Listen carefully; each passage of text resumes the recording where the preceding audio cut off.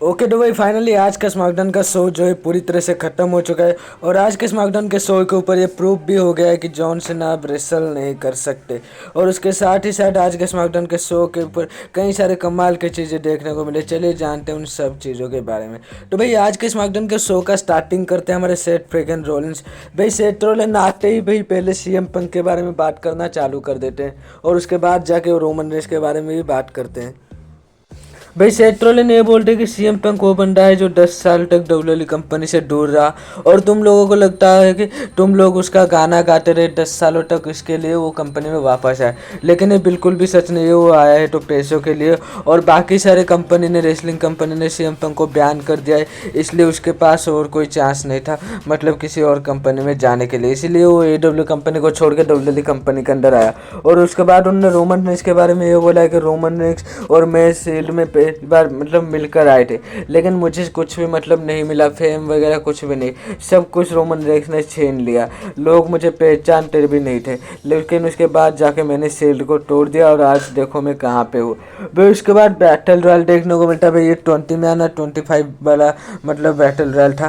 भाई simple 100 giant trophy के लिए मतलब ये मैच था। भाई एंडिंग में बचते भाई हमारे कार्मेलो है जो अंड्राडे। भाई एंडिंग में क्या देखने को मिलता है, एक और रेसलर बचे थे भाई, रे मिस्टेरियो के ओपोनेंट जो है ना रेसलमेनिया के लिए, भाई वो आके उनको मतलब बाहर खींच लेते। उसके बाद भाई कार्मेलो जो भाई अंड्राडे को बाहर फेंक के इस मैच को जीत लेते और भाई मीज आके उनके साथ मिलकर मतलब सेलिब्रेट करते हैं। भाई उसके बाद हमें 40 प्लेयर का मतलब इंटरव्यू देखने को मिलता है।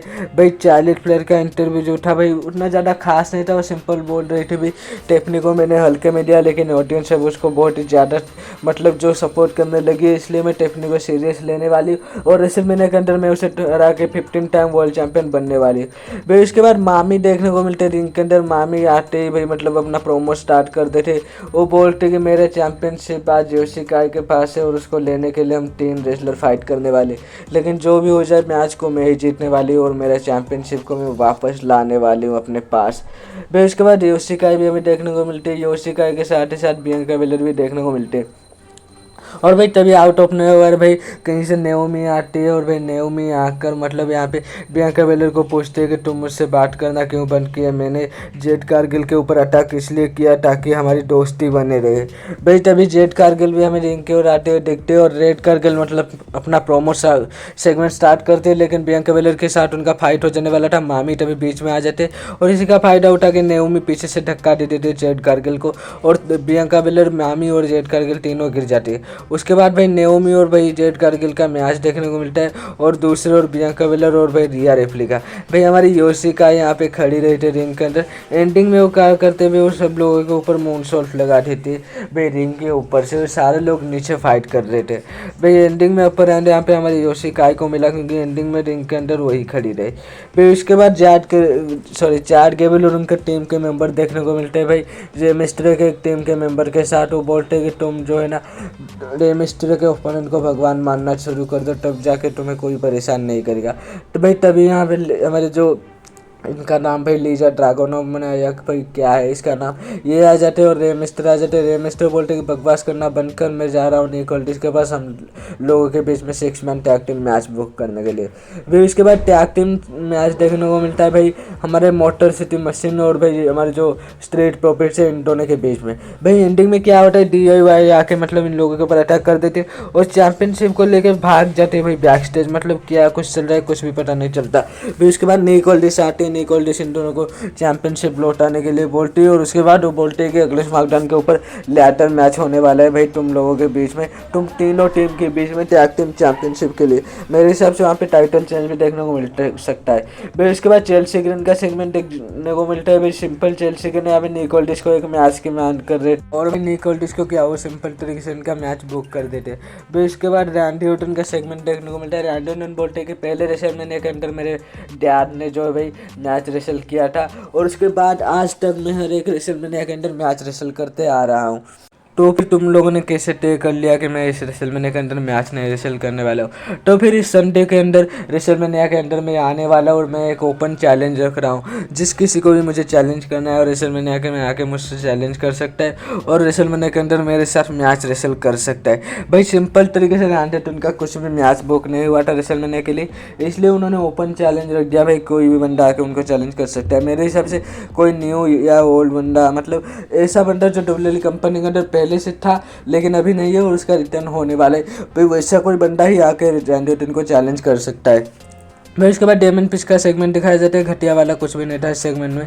भाई उसके बाद जेलिना वेगा और चेल्सी गेन का मैच देखने को मिलता है। भाई ये मैच इस साल के अंदर 1000 बार हो चुका है, लेकिन 1000 बार में एक बार भी भाई चेल्सी गेन नहीं जीती है, इस बार भी नहीं जीती। भाई जेलिना वेगा ने उनको हरा दिया और आगे चल के मेरे हिसाब से चेल्सी गेन के साथ जेलिना वेगा का चैंपियनशिप के लिए मैच हो सकता है। और भाई उसके बाद एले नाइट का में इंटरव्यू देखने को, सॉरी भाई क्या बोलते हैं, प्रोमो, भाई प्रोमो सेगमेंट देखने को मिलता है एले नाइट का। भाई सिंपल तरीके से वो बोलते कि जैकब फाटो, मैंने तुम्हारे एक और बंदे को डिस्ट्रॉय कर दिया है और मैं अब सोलो सिका को डिस्ट्रॉय करके उसके बाद तुझे भी डिस्ट्रॉय कर देने वाला हूँ। भाई तभी सोलो सिका सामने से आते हुए दिखते और इन दोनों के बीच में फाइट शुरू हो जाता है। भाई इन दोनों के बीच में हमें मैच भी देखने को मिलता है। भाई मैच में क्या होता है, भाई जैसे ही यहाँ पे भाई एले नाइट जीतने वाले थे, भाई जैकब फाटो आके अटैक कर देते और फिर इसके बाद जैकब फाटो सोलो सिका दोनों मिलकर एले नाइट के ऊपर अटैक करना चालू कर देते।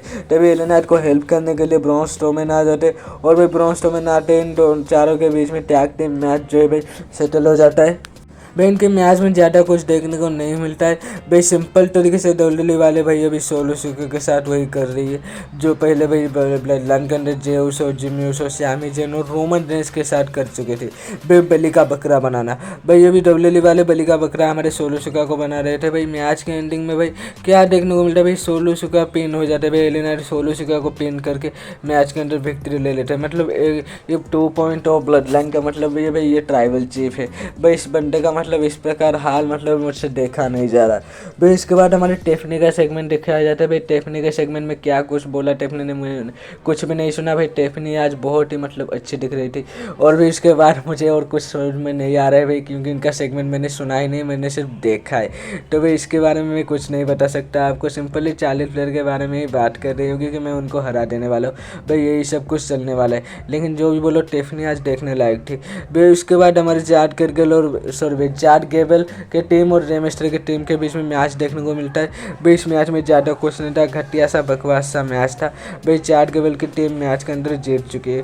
भाई उसके बाद मेन इवेंट के बारे में बात करें तो भाई मेन इवेंट में कोडी रोड्स आते हुए दिखते रिंग के अंदर। भाई कोडी रोड्स जैसे ही आके माइक उठाते हुए कुछ बोलने की कोशिश करते भाई जॉन सीना आ जाते और भाई जॉन सीना के म्यूजिक होते थे। जॉन सीना आके मतलब कोडी रोड्स को मतलब वो प्रोमो कट करना चालू कर देते कोडी रोड्स के खिलाफ, बोलते पता है कोडी रोड्स मैंने हील टर्न क्यों किया इन ऑडियंस के लिए, क्योंकि ये ऑडियंस मेरे लिए वफादार नहीं रहे। इतने सालों तक मैंने इनको एंटरटेन किया, लेकिन तुम सोचते हो कि ये ऑडियंस तुम्हारे लिए वफादार रहेंगी, जो कि तुम्हारी गलत फहमी है। और तुम्हें पता है मैंने हिल टर्न क्यों किया और इतना बुरा रेसलर क्यों बना, 17 टाइम वर्ल्ड चैंपियन बनने के लिए, और जो मैं इस रेसलमेनिया के अंदर बनने वाला हूँ। फिर उसके बाद कोडी रोड्स बोलते कि तुम मेरे भगवान थे, इस ऑडियंस के तुम भगवान थे, लेकिन तुमने इन सबको धोखा दिया, तुमने रॉक के साथ हाथ मिला लिया। जिसके ऊपर जॉन सीना बोलते कोडी रोड्स तुम्हारा तो ये बुरा मतलब तुम्हारा भाग्य फूटा हुआ है, तुमने रॉक के साथ हाथ नहीं मिला, अब तुम रेसलमेनिया के अंदर हारने वाले हो। तुम सोचते हो कि मैं रेसल नहीं कर सकता हूँ, मैं रेसल कर सकता हूँ और मैं 17 टाइम वर्ल्ड चैंपियन बनने ही वाला हूँ। भाई यही सब कुछ बोल के मतलब जैसे ही कोडी रोड्स का ध्यान इधर उधर होता है, भाई जॉन सीना बोलते बोलते कोडी रोड्स के पास चले जाते और भाई जॉन सीना कोडी रोड्स को उठा लेते एटीट्यूड एडजस्टमेंट लगाने के लिए। लेकिन भाई हमारे कोडी रोड्स तो भाई सुपर हीरो सच्चाई के मसीहा, उनको पता था जॉन सीना क्या करने वाले, इसलिए वो भटक से जॉन सीना के अटैक से पलट लेते और भाई पलट जाके मतलब अपना फिनिशर क्रॉस रोड वगैरह लगा देते और भाई ये प्रूव कर देते कि जॉन सीना अब रेसल नहीं कर सकते। तो भाई इस साल का रेसलमेनिया मतलब बहुत ही घटिया होने वाला है। भाई ट्रिपल एच को मैं डिमांड करता हूँ भाई तुम छोड़ दो वाइस मैकमैन को, फिर से ला दो मतलब पोजीशन के अंदर। भाई तुम कुछ भी नहीं कर सकते हो। भाई बहुत दिनों के बाद चैनल के ऊपर वीडियो आ रहा है, भाई वीडियो को सपोर्ट देना, लाइक करना और चैनल को सब्सक्राइब करना मत भूलना।